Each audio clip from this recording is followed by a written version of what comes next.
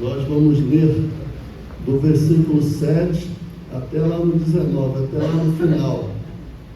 Livro de Hebreus. Se você puder ficar de pé, se não puder, Jesus sabe. Hebreus capítulo 3, vamos ler a partir do versículo 7. E assim nos diz a palavra de Deus.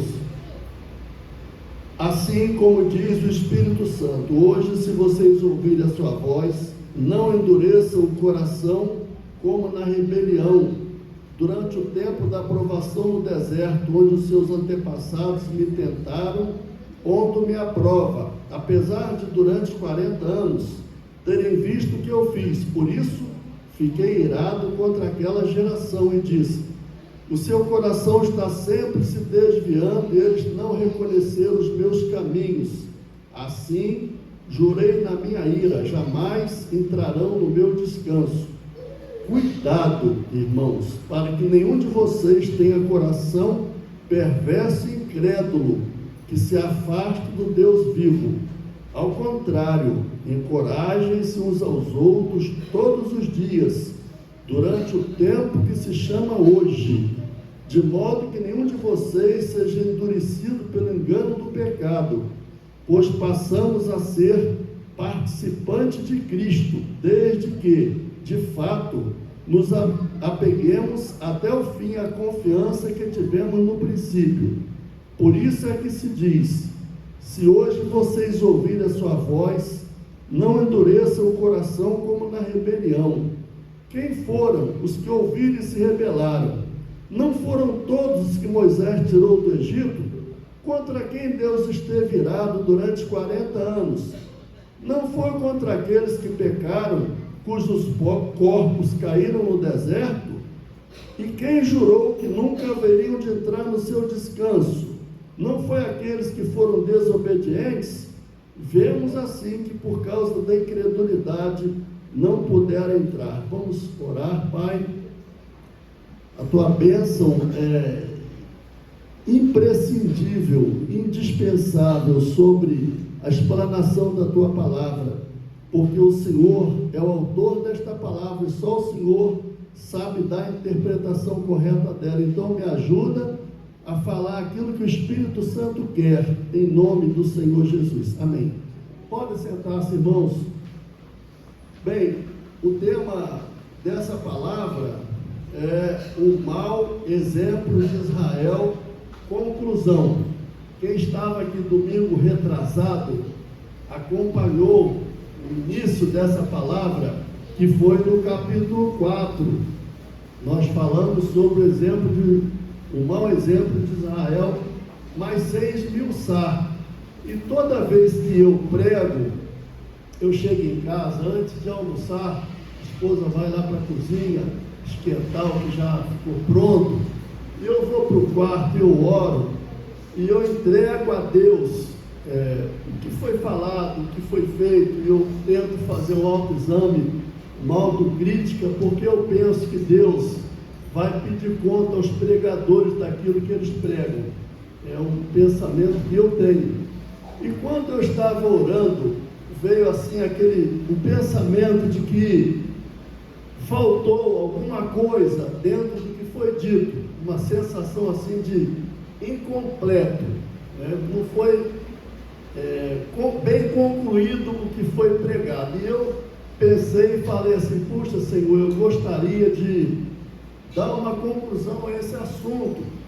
Eu pensei, bom, eu podia falar com o pastor Silas, acredito que ele não iria se opor, mas como eu tenho a minha natureza humana, eu disse: Senhor, se o Senhor quiser que eu fale, então fale com o pastor Silas. E pela lógica, né, hoje nem seria o dia de eu pregar, já que eu preguei domingo retrasado, mas eu fiquei esperando, que foi na terça-feira, o pastor Silas mandou a agenda, e quem foi que cairia hoje para pregar? Esse que está aqui. Então eu entendi que Deus moveu, né, para que nós pudéssemos falar desse assunto. E naquela vez que eu falei, eu não vou ser repetitivo para poder o tempo ser bem aproveitado, mas eu disse algumas coisas e eu selecionei a palavra descanso. E hoje, no capítulo 3, no texto lido, você vai ver a palavra coração ser repetida 4 vezes. E descanso é muito ligado ao coração. Se uma pessoa estiver estressada, né, o coração dela fica sobrecarregado, e aí a medicina vem falar de um monte de coisa que é descarregada no corpo. E o convite de Deus para nós é que nós descansemos o nosso coração. O pastor hoje falou na EBD que Deus não mudou o padrão, Ele continua exigindo perfeição. Só que eu não sou perfeito, eu acredito que todos vocês sabem que não são perfeitos. Então eu entendo que Deus, que é perfeito, e eu que sou imperfeito, Deus quer que eu descanse na perfeição de Cristo. Que o meu coração imperfeito, falho, não confiável, meu coração, como o coração de todos nós, a Bíblia diz que ele é falho, ele é enganoso e perverso. Mas se Deus exige perfeição e eu não tenho perfeição, eu preciso descansar na perfeição de Deus. Eu estou conseguindo ser claro, irmã Simone? Não adianta eu me debater, me desesperar, porque eu sou imperfeito, porque eu sou pecador. Eu sou tudo isso. Mas teve um pregador que disse uma vez: na nossa transação com Deus, Deus oferece o Salvador e eu ofereço o pecador. Eu não tenho nada para apresentar a Deus, como disse Davi. O que darei eu ao Senhor por todos os benefícios que me tem feito? Eu não tenho justiça própria. Não é porque eu seja um pregador, não é porque aparente, se para alguém aparente ter alguma coisa, diante de Deus eu nada sou, como disse Paulo. Eu não tenho nada para apresentar a Deus, a não ser a perfeição daquilo que Cristo fez. Então, nessa transação com Deus, é necessário que o meu coração esteja descansado. Se você vier para a igreja estressado, e você não cumprir aquilo que o Salmo 34 diz, entrega o teu caminho ao Senhor. Entregar. Salmo 62:8, Davi cita o coração, ele diz, no Salmo 62:8, confiar nele, ó povo, em todo o tempo, derramai perante ele o vosso coração. Deus é o nosso refúgio. Se eu não estiver aqui com o meu coração envolvido no culto, o meu culto não poderá ser aceito por Deus, porque ele será um culto carregado de tensão, ansiedade, preocupação, tudo isso que você é empurrado, constrangido a ser durante a semana, não é assim? Aí fora, você sai, não sabe se vai voltar. Você pega uma condução, um dia desse, eu estava no 49, quando eu olhei, estava o motorista dirigindo e digitando no celular. Eu falei: moço, por favor, nossa vida está aí nas suas mãos, não faz isso, deixa o celular para depois. Me estressou isso, deixa a gente assim incomodado, não é assim? Às vezes o trânsito, você pega a ponte e ninguém fica tranquilo quando pega um trânsito intenso, não é? A gente imagina o pastor, eu ficava orando, falando: Senhor, teu servo vem lá de Marambá, eu acho horrível descer essa alameda quando o trânsito. Ana vai achar até graça, deve ter falado: puxa vida, Senhor, socorro, fala, libera esse trânsito e tal. No dia que eu já falei para os irmãos, no dia que eu fui para a consulta, estava lá numa cirurgia no Lins, a médica foi morta.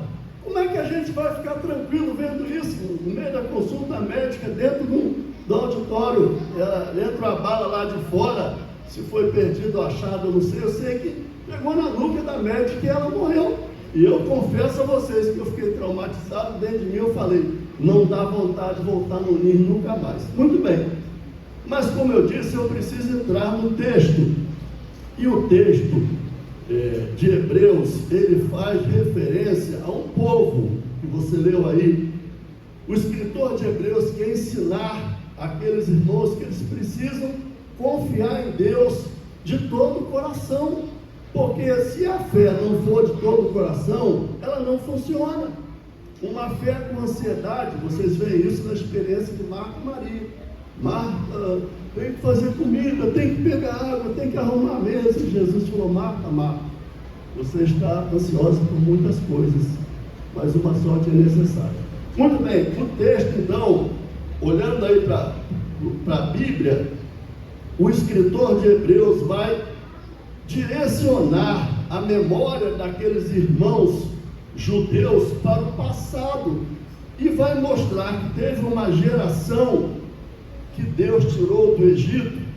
E eu fiquei pensando, o povo que saiu do Egito saiu debaixo de emoção.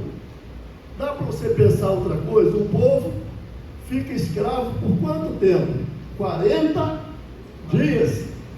40 anos de bate-chicote. Aí Deus intervém, faz tudo aquilo que a gente sabe, e Deus tira o povo. Eu imagino cântico, pulo, júbilo. Ai, acabou a escravidão. Quando chega no deserto, porque o tratamento de Deus com Israel vai acontecer no deserto. É no deserto que acontece a derrota daquela geração. É isso que o texto está dizendo. Lá no capítulo 8 de Deuteronômio, no versículo 2 em diante, o Senhor Jesus até recitou esse texto. Ele disse, quando ele disse: nem só de pão homem viverá, né? Então, ali a partir do versículo 2 de Deuteronômio 8, diz assim: o Senhor te conduziu por esse grande deserto e te humilhou.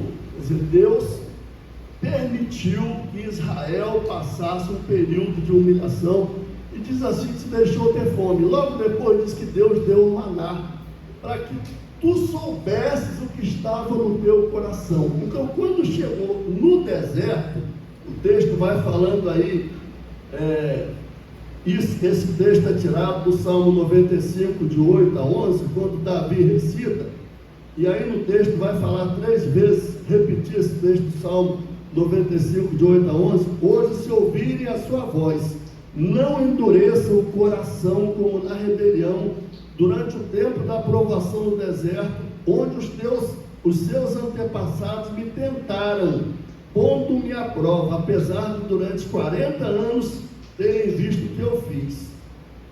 Deus tirou Israel do Egito, e isso é tirado como ilustração para aquele povo, para mostrar que o culto cristão que esses hebreus aqui estavam vivenciando, ele precisava ser um culto, não só um culto superficial, não só um culto ritualístico, não só um culto de aparência.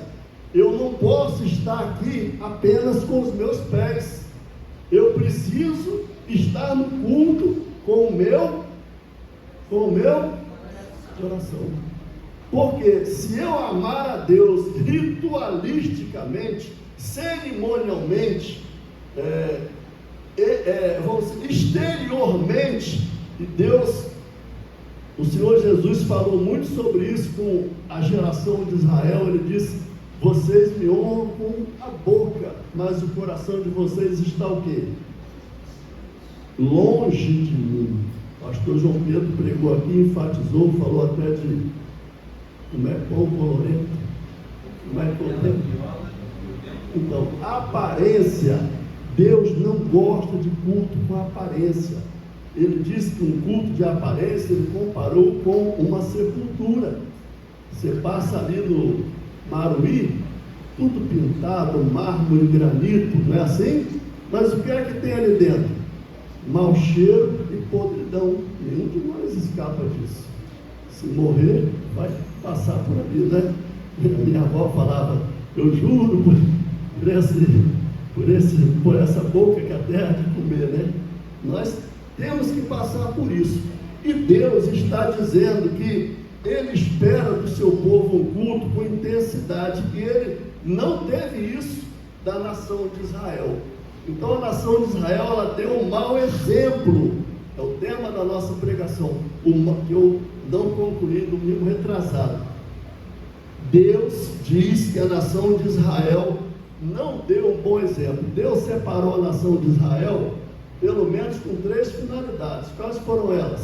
Através delas, dar a sua palavra, através da linhagem real de Israel, vir o Messias, e colocar Israel como exemplo para o mundo de uma nação abençoada. Vocês lembram quando o Senhor Jesus nasceu e Maria levou o Senhor Jesus no templo? Eu até pensei de fazer uma brincadeira com vocês. Socorro falou: não, eu ia comprar o livro Peregrino e ia dar quem acertasse aqui. Mas quando Maria levou o Senhor Jesus no templo, ali no templo tinha um homem, e era essa pergunta que eu ia fazer: como era o nome desse homem? Tinha um homem ali já idoso no templo. O pastor não, nem Socorro, nem o pastor João Pedro, e deixa certo, tem a obrigação de saber. Mas tinha um homem no templo, e esse homem, a Bíblia diz que ele foi levado ao templo pelo Espírito Santo. Quando Maria chegou, não vai procurar não, é para você dizer. E quando Maria chegou ali no templo com o Senhor Jesus, eu ia falar um nome, começa com S. Aí aquele homem pegou o Senhor Jesus e ele falou assim: Senhor, despede em paz o teu servo, porque os meus olhos viram a tua salvação. Luz, estava com o Senhor Jesus nos braços, ele diz isso: luz para iluminar as nações e para a glória de teu povo Israel. E tu, ó menino, serás chamado filho do Altíssimo, e o Senhor lhe dará o trono de Davi seu pai. Mas essa frase, luz para iluminar as nações e para a glória de teu povo Israel. Deus queria que Israel fosse a glória das nações, que Israel fosse conhecido como uma nação diferenciada, um exemplo de nação, como uma nação subordinada a Deus. Aí eu pergunto: Israel é um exemplo de nação? Sim ou não? Não é. Porque Israel não colocou o coração no seu relacionamento com Deus. Israel queria ter com Deus uma relação superficial, uma relação exteriorizada, uma relação cerimonial, onde o Senhor Deus diz a Israel que apenas cantavam com a boca para fora. Era uma coisa cerimonialística, mas sem envolver o coração. É isso que o texto está dizendo. Isso fez com que Deus rejeitasse uma geração que foi tirada do chicote do Egito, como eu disse, com alegria, com canto, mas quando chegou na hora da provação, Israel foi reprovado. E o escritor de Hebreus está dizendo, aí principalmente a partir do versículo 16, ele fala: quem foram os que ouviram e se rebelaram? Não foram todos que Moisés tirou do Egito, contra quem Deus esteve irado durante 40 anos? Não foi contra aqueles que pecaram, cujos corpos caíram no deserto? Eu preguei aqui uma vez sobre 1 Coríntios capítulo 10, e lá em 1 Coríntios capítulo 10, ainda lembro que o tema da pregação foi não é não. Naquela época estava em moda a questão de assédio, né? Quando a mulher diz não é não. Então eu tomei essa frase como base para o tema daquela pregação. E ali em 1 Coríntios capítulo 10, essa ideia desse texto ela é repetida, porque Paulo vai usar o exemplo de Israel. Ele diz que o que aconteceu com Israel é posto como exemplo para nós. Israel cometeu 3 pecados que fizeram com que aquela nação fosse reprovada. Deus fala aí que aquela nação teve um coração endurecido, e lá no versículo 19 ele fala que foi desobediente e incredulidade. 2 palavras que eu e você precisamos ter cuidado: desobediência e incredulidade. Mas lá em 1 Coríntios capítulo 10, Paulo cita 3 pecados que fizeram com que a nação de Israel fosse reprovada por Deus. Quais foram esses 3 pecados? Esmiuçado ali em complemento a esse texto. O primeiro pecado foi o pecado de idolatria. Nós precisamos ter cuidado com a idolatria. O segundo pecado foi a murmuração. E o terceiro pecado foi a imoralidade sexual. Então Paulo cita essas três condutas erradas de Israel, que fizeram com que a ira de Deus brotasse sobre aquela geração, de modo que Deus diz, aí no versículo 11, eu jurei na minha ira, jamais entrarão no meu descanso.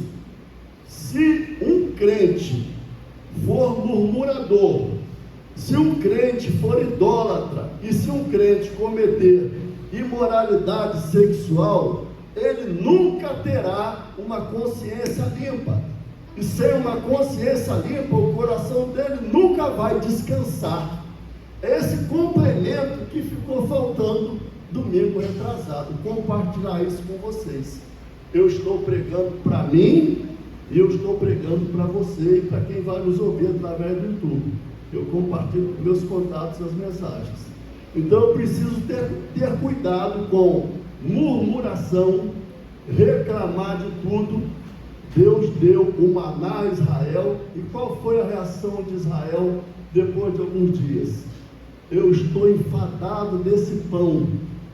Israel começou a achar o alimento, o cuidado diário com Deus, de enfadonho. Cuidado para você não achar que o culto é enfadonho. Cuidado para você não achar que você já sabe tudo. Cuidado, porque eu já vi pessoas que frequentaram a igreja há 25 anos dizerem, eu não tenho mais nada para aprender, pois eu estou aqui para dizer a você que até Benjamin, que é uma criança, pode me ensinar alguma coisa. Tenha um coração inclinado a aprender, a ouvir, e chegar no culto e dizer, o que o Senhor falar, eu vou colocar em prática, porque senão não tem valor você estar aqui. Se eu falei aqui uma vez da questão de andar desesperado no trânsito, é um pecado, é um mau exemplo. Andar acima da velocidade é um mau exemplo. Xingar no trânsito, mas eu já vi crente fazer isso, e eu aprendi com o pastor Sebastião que eu devo dar preferência no trânsito, mesmo que a preferência seja minha, deixa o outro seguir. Eu quero contar aqui uma coisa que aconteceu comigo. Eu ia subindo ali do Ponto Serrés, tem uns meses atrás. Eu ia com o meu carro, e na minha frente tinha uma picape preta, e na frente dela tinha uns 50 metros, eu peguei e ultrapassei. O cara ficou tão furioso por eu ter ultrapassado ele, que ele jogou o carro dele para a direita e veio na minha direção com tudo. E quando eu vi, eu puxei meu carro, e ele ainda pegou o para-choque dianteiro do meu carro e quebrou um pedacinho dele. Humanamente falando, eu fiquei com muita raiva e com vontade de ir atrás dele. Mas o Espírito Santo falou mais alto, e quando chegou ali perto do Guanabara, eu falei, ele vá com Deus, eu dobrei para a esquerda. É melhor ser feliz do que ter razão, porque tem muita gente no trânsito violenta, armada. Tem rapazes que vão para a academia e fazem nos seus carros uma armadura. Então não seja um mau exemplo no trânsito. Outra coisa que eu também estava pensando em casa quando eu estava orando, não seja um mau exemplo dentro de casa. Ame sua esposa, ajude sua esposa a lavar a louça. Hoje eu lavei o banheiro da minha casa. Eu gosto muito de um banheiro cheiroso. Então vamos ajudar a esposa a lavar a louça, porque lavar a louça é muito chato. Eu quero ouvir o amém das irmãs. Os irmãos não vão dizer amém não, mas é verdade. Então não dê mau exemplo. Não é para casa de crente vizinho ficar ouvindo grito, isso é mau exemplo. Casa de crente é para ouvir louvores, é para ouvir exaltação a Deus, é para as pessoas, as questões serem resolvidas em voz suave. Um crente não é para viver nervoso, gritando com todo mundo, irritado, não. Isso é mau exemplo, e nós às vezes esquecemos disso. A gente não pode sair daqui querendo dar patada. A gente está no culto onde Deus está falando, onde o Espírito Santo está puxando a minha orelha também, e eu devo falar: Senhor, o que a tua palavra diz, eu vou fazer. Então, aí no versículo 12 diz assim: cuidado, irmãos, para que nenhum de vocês tenha um coração perverso e incrédulo, que se afaste do Deus vivo. O seu culto não pode ser um culto restrito a domingo de 10 a 11h30. O seu culto continua amanhã de manhã. O seu culto continua quando você está vendo televisão. O seu culto continua quando você vai na praia. O seu culto continua quando você vai no shopping comprar sua roupa. Você não vai ali comprar uma roupa para você ser sensual, porque Pedro diz que os que são sensuais não têm o Espírito Santo. Você pode ir na praia, mas você não deve ir à praia para se exibir. Isso não é um bom exemplo no mundo espiritual. Eu devo ser modesto no que eu penso de mim mesmo. Eu não posso me exaltar e achar que eu sou tal, que a minha pregação é melhor do que a dos outros, ou que eu sou alguma coisa além dos outros, ou querer ter um carro novo para humilhar meu vizinho. Nós temos que ter cuidado com essas pequenas coisas, irmãos. Tem pequenos versículos na Bíblia que falam muito. Está lá escrito, né? Não sejais ambiciosos de vanglória, não sejais arrogantes, não seja uma pessoa ranzinza, uma pessoa que cria caso com tudo. Deixa eu ver a hora, né? 11h20. Então nós temos que ter cuidado. O Espírito Santo está falando aí no versículo 12. Leia aí você, para você não ficar só na minha palavra. Qual é a palavra que está no versículo 12? Hein? Só uma pessoa está vendo? Qual é a palavra que está no versículo 12? A primeira palavra? Cuidado quem? Então, fala assim para o seu irmão. Nunca falei isso, não vou pedir permissão, pastor. Fala porque está ao seu lado aí. Não sou de fazer isso, não. Cuidado, irmão. Agora fala para você mesmo. Cuidado, Juscelino. Cuidado com a sua fé, porque o diabo, vosso adversário, anda em derredor, buscando a quem possa tragar. Então vamos ter cuidado com a nossa vida, cuidado com a nossa confissão de pecado, para que ela não seja superficial. A gente não pode falar: Senhor, eu fiz um bocado de besteira, e chega diante de Deus e fala: Senhor, perdoa. É assim não. Eu tenho que permitir que o Espírito Santo sonde o meu coração, porque isso está lá no final do capítulo 4, dizendo que a palavra de Deus é viva e eficaz e mais afiada que espada de 2 gumes. Ela penetra até o ponto de dividir alma e espírito, juntas e medulas, e julga os pensamentos e intenções do coração, e nada em toda a criação está oculto aos olhos de Deus. Tudo está encoberto e exposto diante dos olhos daquele a quem havemos de prestar contas. Então, o meu dia está na presença de Deus. Deus sabe tudo que eu fiz. E às vezes eu fiz e vou me confessar e faço superficialmente. Não. Se eu fui ríspido com a minha esposa, eu devo falar: Senhor, me perdoa, porque eu fui ríspido com a minha esposa. Se eu falei alguma coisa enganosa, eu devo lembrar da palavra que o apóstolo Pedro disse: quem quer ver, se eu perguntar aqui quem quer, todo mundo vai levantar a mão. Quem quer ver os dias bons? Alguém quer morrer jovem? Duvido uma pessoa de bom senso que eu já estou velho, ano que vem eu faço 70, eu não quero morrer agora. Não é assim? Então Pedro diz: quem quer ver os dias bons, faça o quê?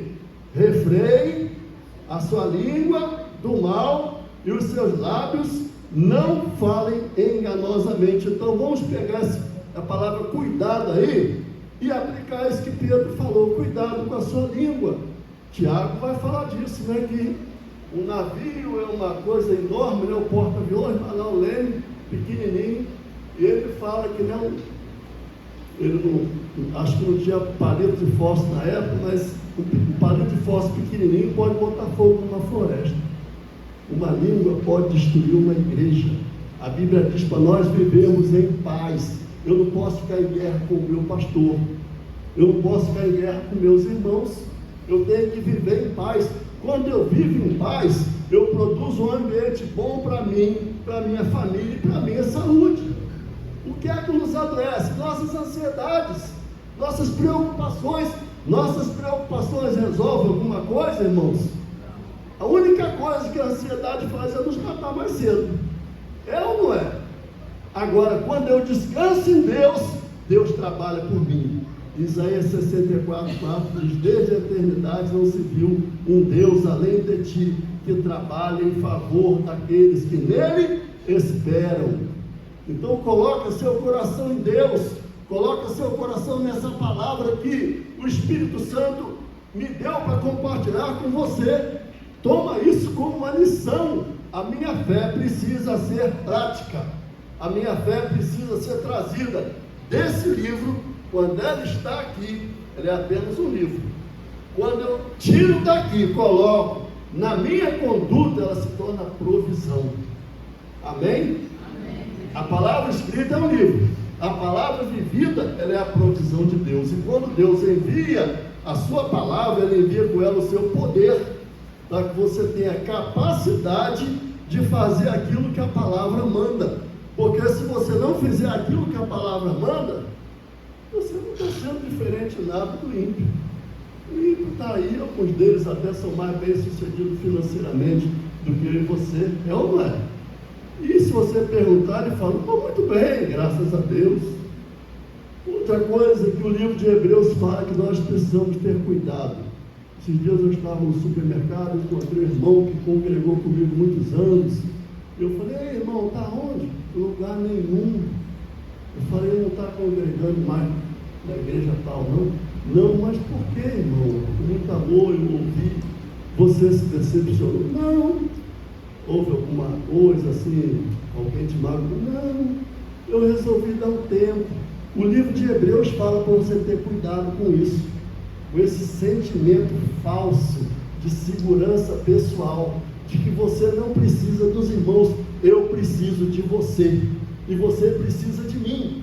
Eu preciso orar por você, você precisa orar por mim. O pastor é o pastor, mas nós precisamos orar por ele. Eu sou o presbítero, mas eu preciso que você ore por mim. E eu peço: orem por mim, orem pelo pastor João Pedro, orem pelo presbítero Jacé, e oremos uns pelos outros, para que nós saremos.